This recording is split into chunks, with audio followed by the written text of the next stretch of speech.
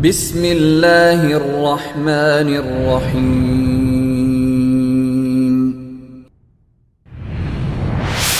You know, we talk a lot about unity and disunity in the community, and we talk a lot about how to put unity back in community. Trademark, that's mine, okay?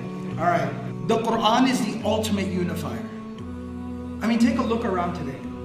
Look how many people are here, and there's probably more on their way here right now. And it brings people together from everywhere. Sheikh Abu Bakr, who we love very, very much. Most people here today, or at least before the advent of YouTube, hadn't even seen him. Didn't know anything about him. Probably didn't even know how to pronounce his name properly. But they were emotionally attached to him. I met not one, I met multiple people just today. And just, you know, you come across people in your daily activities, and I was like, hey, by the way, you know, Sheikh Shatri is here at Erving Masjid. They're like, yeah, I'm gonna be there. You know, this example, it's a very simple, basic example, but if two sheets of paper are stapled together and they start to fall apart, what do? You staple them again. If two things are glued together and they start to fall apart, you apply more glue. Whatever it is, the bonding force that holds things together, you reinforce it, and it puts those things back together again solid. The Quran is what unifies us across all boundaries, all ethnicities, dare I say even all ideologies and methodologies. The Quran unifies us beyond anything and everything. And if we want to unify the community again, we want to bring the ummah together again, we got to reinforce the glue that held us together in the first place, and that is the Book of Allah. That is the Quran.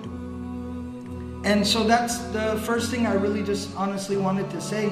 And you see that the Sheikh is a man, right, who lives in one corner of the world, but his voice is recognizable all across the world, far and wide. And again, it's the Quran that carried his voice.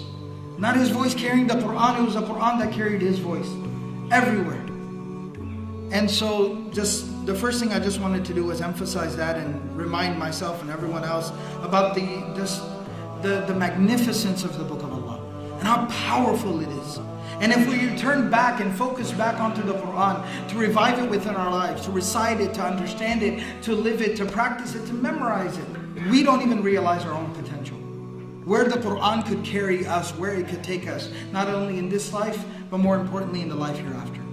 Jazakumullah khair. الله ربي والإسلام ديني ومحمدا رسول الله